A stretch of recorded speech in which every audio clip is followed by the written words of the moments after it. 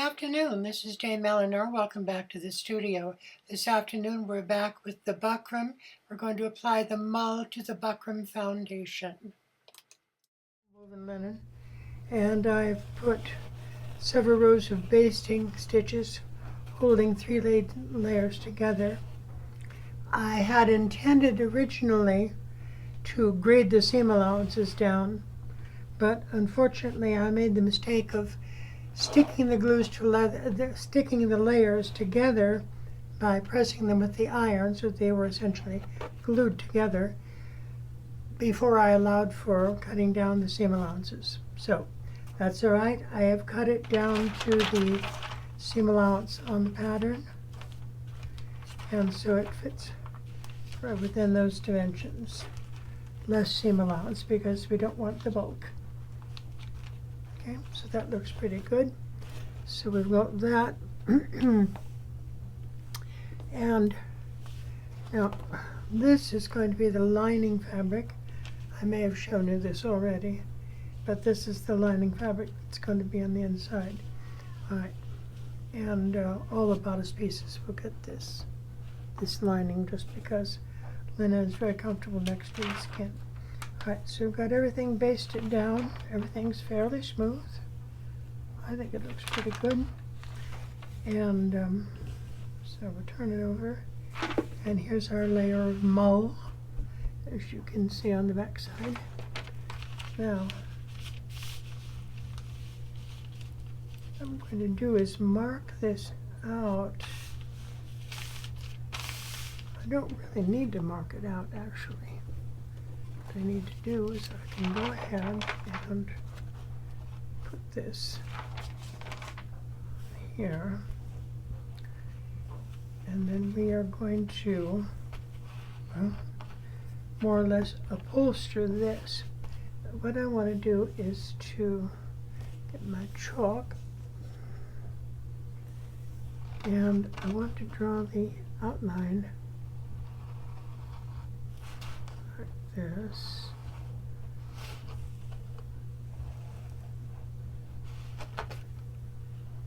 Okay.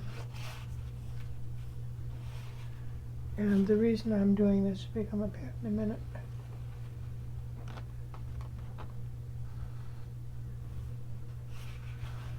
And I am going to cut down the fabric so that the seam allowance isn't quite this thick.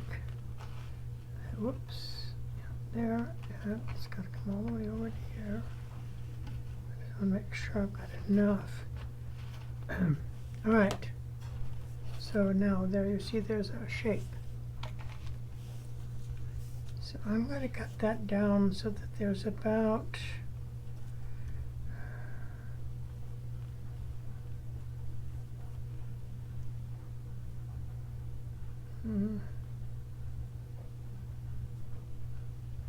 at the edge of the mull.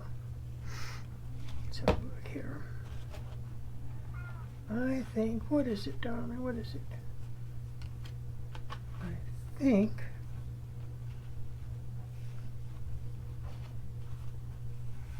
and where's my gauge? Oh, I needed to get my gauge, so I'm thinking that about 1 inch would be sufficient for the mull.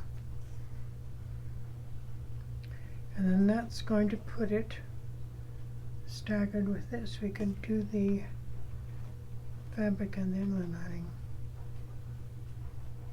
It's a little bulky around, but you know, we could cut the mull way back actually. I'm going to have to cut some of these basting threads because they're basted over way farther.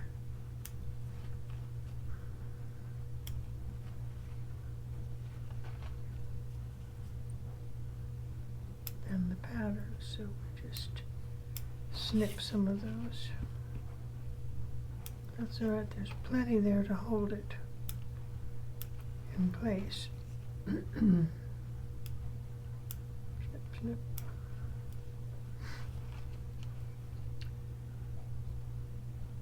Right.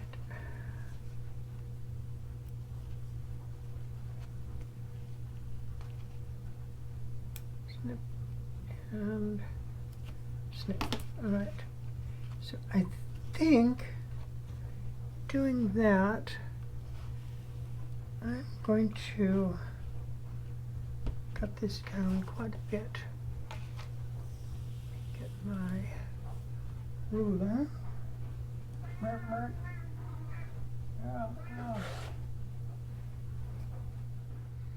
keep it from getting too bulky. And while I'm doing this, and while I'm thinking about it, what I'm doing here really is documenting what I'm doing on a project of mine that I've been working on, that I've been thinking about for a long time. And what I'm doing is just taking you along on the journey. This is not a class. I want to stress that. I'm just a hobbyist, and this is just me playing in my studio, trying to be creative, and because I like to make things. I'm going to try to monetize this channel, so I certainly hope to make, interesting content for you. If not informative, I mean, it's just me sewing in my sewing room. So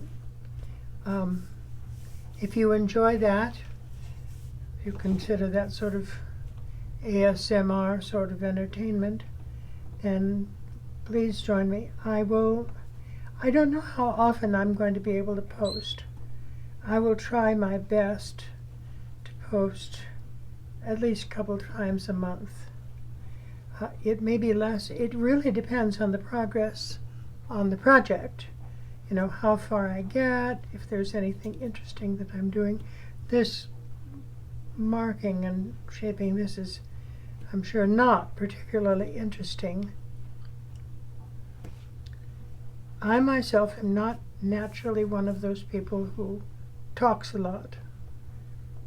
I just be quiet and work, and I will probably not use any of this on the video, and probably do voiceover or titles, which is my preferred, because I don't like listening to my voice. All right, so that to tell you the intent of the channel, I'm going to be straightforward. I want to monetize the channel, so I do want to show you things that you like. I'm going to try to cover other things. I don't know how to have more than one YouTube channel. I would like to have one where I could talk about other things, because this particular channel is going to be, I'm intending it to be geared primarily toward my costume making, this particular project, and a few other bits and bobs. But there are other things that I think about, so we will talk about that later.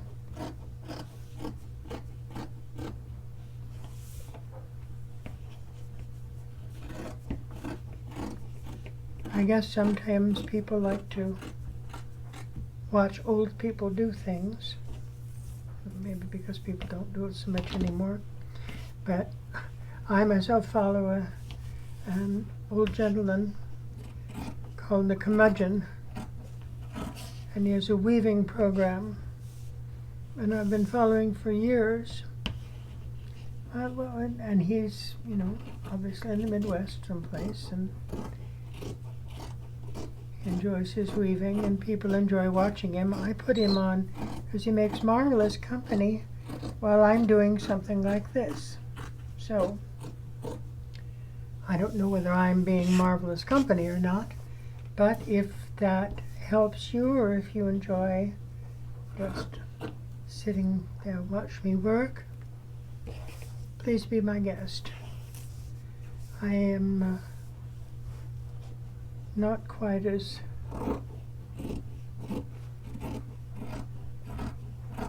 chatty is. Noelle is. Just, you know, she's an extrovert, I'm an introvert. So anyway, there we are. Okay, we've got that cut down. And that trims down all three of the layers. And because these are thin, I kind of want that extra strength. But I think we can take the mull itself down an extra layer. And I think I'm even going to, no I'm not. I no need to do that. The mull isn't going to revel. Doesn't need pinking. Alright, so we're just going to sort of eyeball this and take the mull down to about half of its current thickness.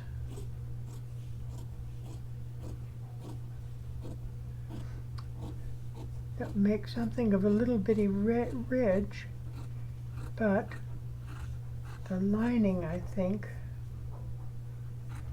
can sit in that ridge, and that will help.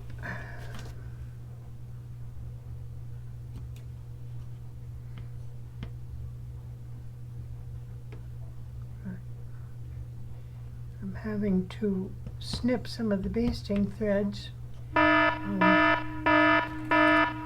to peel back the mull. Oh dear, God damn it. Excuse me, pardon my language. I didn't mean to.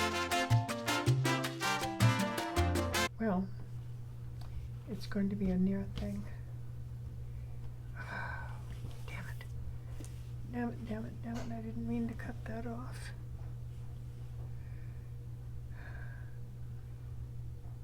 It can't be patched.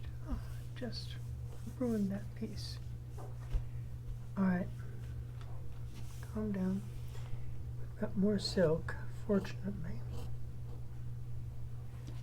And this is experimental after all, so it's a rather small piece of silk. I'm not too worried about it.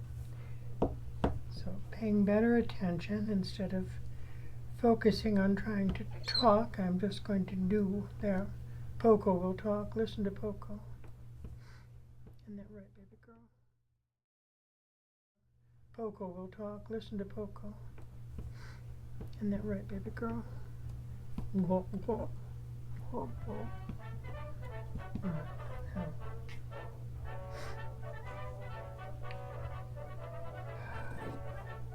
No point in crying over spilt milk. If you do something like that and make a mistake, it's only fabric. Well, hopefully you've got enough for mistakes. I've always made a habit to buy enough to cover my mistakes, so I think we're okay. And this is experiment. I don't really have a plan other than in my head. So I'm sort of thinking this through as I go. That's right. Okay. That means I've got all of that basting to do again. Botheration. See what I did? I cut off these two layers. I need that extra width, and I wanted it, but I've mucked it up. So I'm going to take time to cut this off, cut a new piece of silk, pull my brains out, and I might even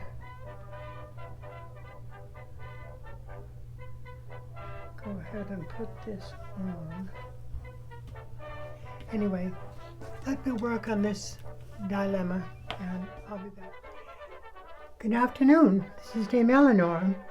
Okay, we're back with the stomacher project, and I have here the buckram that we made and then basted onto two other layers. So there are actually 3 layers of the buckram here, and as you can see, it's really, really stiff, but it's also flexible. I mean, you can push on it and it will bend like this. You get a little bit of cracking, but you can do that with it. And That will make a very stiff front portion of the bodice, and then you see it springs back to life, back to where it started. So I think that's pretty good. In order to sew this with this needle, I had to use a pricker, and this is the little pricker that I use for making prickings for bobbin lace. And I've had to prick holes through this to be able to sew through it easily because this didn't want to go through. All right, so I've got here some 70/2 linen thread. And I'm just going to take a bit. I'm going to do this in a single thread, not double. And I always like to run my linen thread over my block of wax because it makes the thread stronger and also helps it to glide through the fabric without abrading, which is important when you're sewing something very stiff and scratchy like this linen buckram is. Right. Okay, now then. And I've been doing some research on buckram in the 1590s. So we'll revisit this again because I have some thoughts on that after having, that's the way I usually do. I find a subject that interests me, I jump in with both feet, then I go back and find out what I should have known in the first place. Okay, so this is going to go on here, and you can see we've got the seam allowance marked out. You can be able to see that in a little red line, and that's going to be at the edge of the buckram, like so. So what I'm going to endeavor to do is I'm going to try to get a couple of stitches. Now this is quilt batting, a very thin, fine quilt batting, and I believe it's cotton. It may be wool, but I believe it's cotton, one or the other. It's a natural fiber anyway, it's not polyester. So anyway, this is kind of a bit of padding because this fabric is so thin you'd be able to see the stitching marks and this texture of the buckram through the satin. So I'm going to put this mull under it, and that kind of smooths things out. Alright, so let me see if I can get this through here without, I don't think it's going to cooperate. Let me get my pricker here so that I can stab it. See, even with that, it takes a bit of force,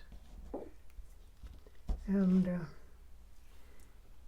got my thread all waxed, so put a little knot in the end.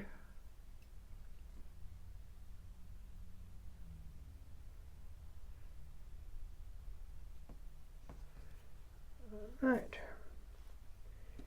and let's find a little hole. Sometimes the only way you can find the hole is by holding it up to the light. See if we can do this. I'm going to try to push it through, right, by pressing on the table. I think that will work. And then we'll go. Just need to take, I think we'll take large and generous basting stitches just to give it a little solidity.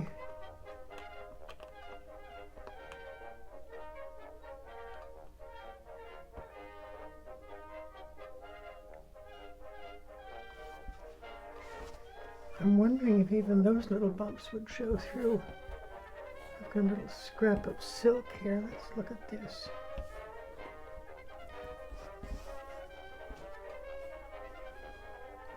I guess they could, but it doesn't look like they're going to, so we'll carry on. All right, so I'm just trying not to make the bumps too obvious.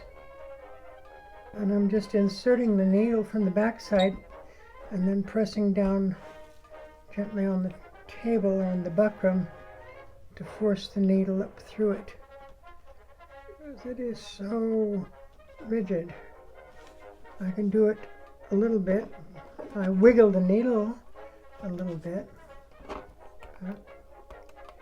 I don't like to wear a thimble. I know a lot of people swear by them, particularly. Yes, thank you for that. That's Poco. She always has an opinion. That's Poco. She always has an opinion. Swear by thimbles. You know, a proper Victorian seamstress should be wearing a thimble. I never got used to them. I can't. It's annoying to my fingers. It's more annoying than it is helpful. So don't do it. So that's it. To really kind of fight to get that through. I'm fascinated with this, using hide glue for the, yes, thank you, using hide glue for the buckram. This is almost like varnish. You know, it's fascinating stuff.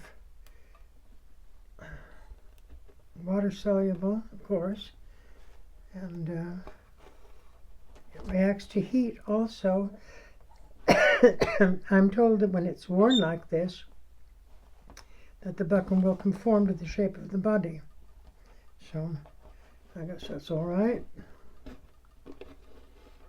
Don't mind that.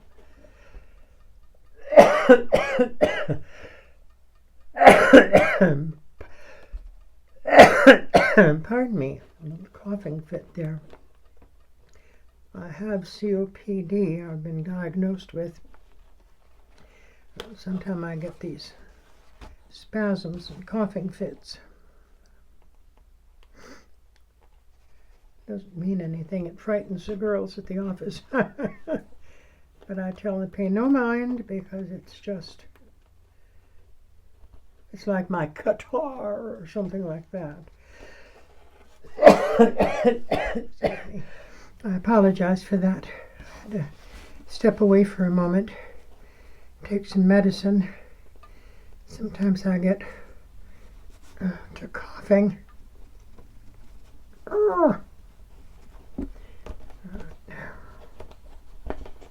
There we go. Right, got that through. I'm only going to do a couple of lines because I don't think more than that is necessary. I'm just spacing these wide apart and very broad stitches. God, sometimes I need a table to help push the needle through. I don't break the needle.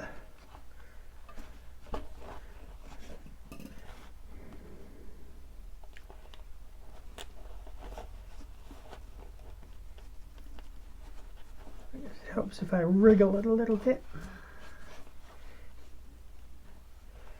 Kind of keep that squared up on the fabric. Oh, excuse me, I'm sorry. I mean to bump the camera. Let me turn it back around this way.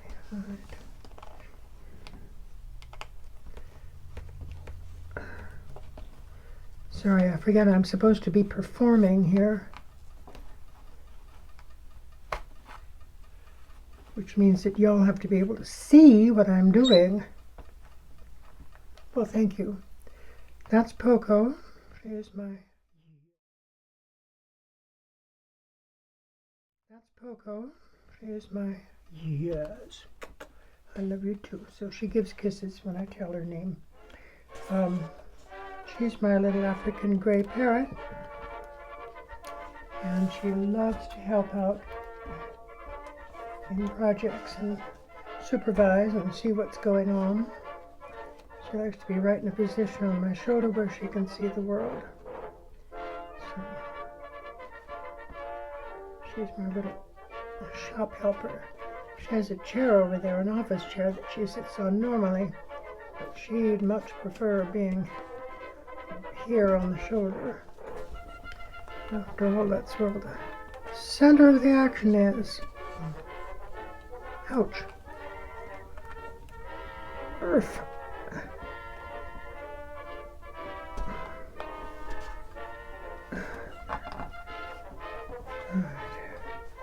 I may have to succumb and use a thimble. I've got a leather thimble that's less obnoxious. Let me grab that real quickly. Okay. There we are. I've got my little leather thimble. That's about the only kind of a thimble that I can bear to wear. But even this drives me nuts. But, you know, see, it does help get a better grip on the needle because of the leather. So, let's continue on here.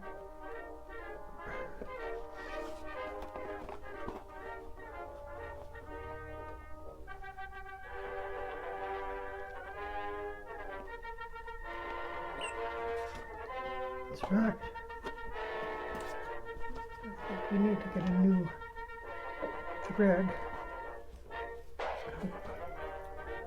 done for. I can't do anything with that thing on it, it's just annoying. But it is helpful when I'm stitching, so I'm going to try to use it and get used to using it. Where's my wax? All right.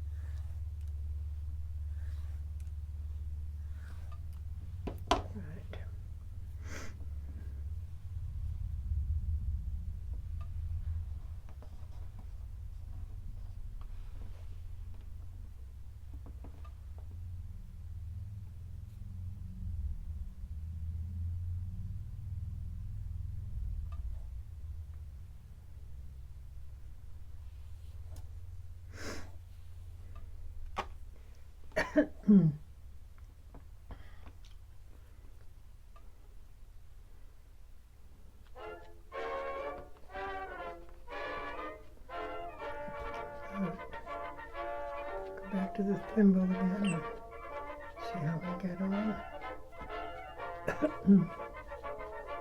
It is helpful. It really is. It does help me get a whole better grip on the needle. So left off it. I can barely see this. So this will come back here. So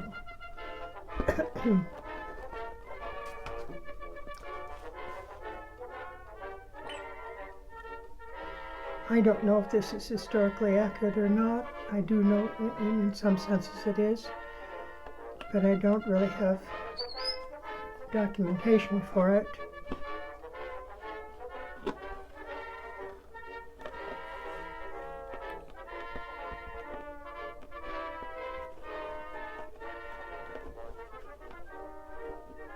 Of course, in period, their fabrics, especially court fabrics, court silks and velvets, were much heavier than modern day fabrics. Didn't really need to be interlined so much with things.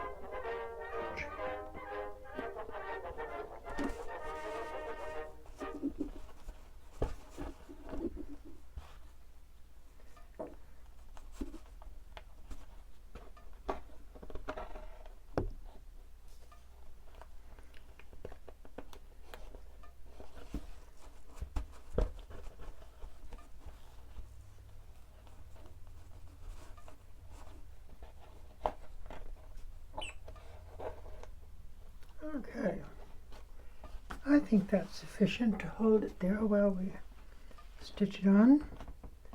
I'm not even really going to tie that off. I'm just going to leave it like that. And then, I don't know whether I can pin this or not. I see a lot of people these days using those little clippy things. Maybe, nope, that is too feeble to go through there. Oh my God, even a straight pin. Oh. Well, I think what I'm going to have to do, you know, if I had a little hide glue, I wonder, I'm going to try putting a steam iron to this and see if I can't get this to stick down to the, get the hide glue activated just enough to hold onto the mull. Well, that worked better than I had imagined. Look at there, it's nice and smooth. I was able to pull this round to the inside and just pressing with it, please don't eat the earrings, pressing round to the inside with a steam iron, it stuck the mull down and made it nice and smooth, and it's not going anywhere. All right, so I'm very pleased with that. And then of course we'll have on the outside will be our silk like this, and then we'll have the embellishment on top of the silk, and that's going to be lovely. So then and then we'll have a lining. See, after that's put on, where's my bit of lining fabric? I know I had it. What did I do with it? Ah, here it is. Take my little bit of lining fabric. And then of course this will be turned down. The silk will be over like that, and then this will be folded over and top stitched down like that. And that will be our finished edge. So that's what's coming up next. Right now I have some chores to do here at home, but I wanted to show you that portion of the mull on the stomacher, and then we'll go from there. So thank you for watching.